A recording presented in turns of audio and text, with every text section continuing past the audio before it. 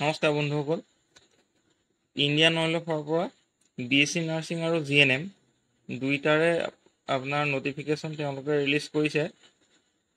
তাৰে মই BSc নাৰ্ছিঙৰটো এইটো ভিডিঅ' দেখাই দিছোঁ।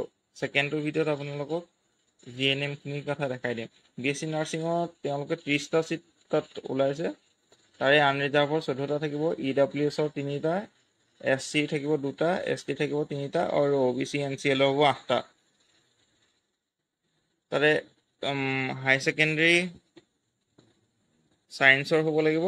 তাতে জেনেৰেলৰ পাৰ্চেণ্টেজ হ'ব লাগিব 50%, মানে PCB একচুৱেলি ফিজিক্স, কেমেষ্ট্ৰি আৰু বায়'লজি এই তিনিটা ছাবজেক্ট মিলাই পেলাই যিটো পাৰ্চেণ্টেজ হয় 50% হ'ব লাগিব জেনেৰেলৰখিনি।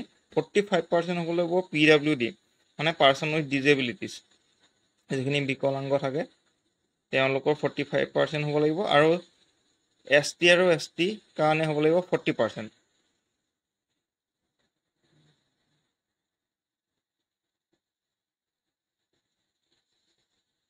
ছেকেণ্ডত কি ডকুমেণ্টছ লাগিব এইডোখৰ দেখাই দিছে, আপোনালোকে একবাৰ চাই ল'ব। মই কৈ দিছোঁ 10 পাছৰ যিখিনি ডকুমেণ্টছ সেইখিনি লাগিব।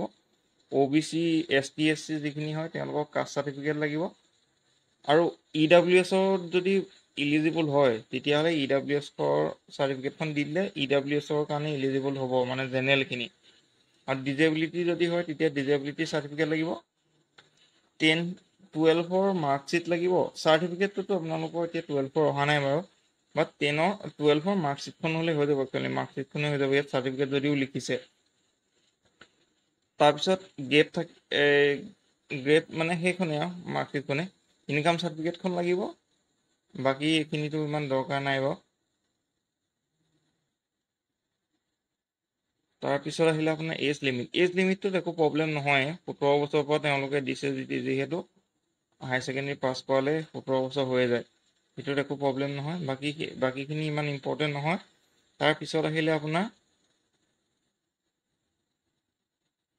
ডেটটো কেতিয়াৰ পৰা ষ্টাৰ্ট হ'ব।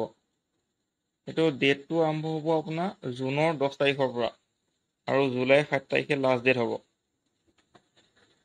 বাকী এইখিনিয়ে আছিলে।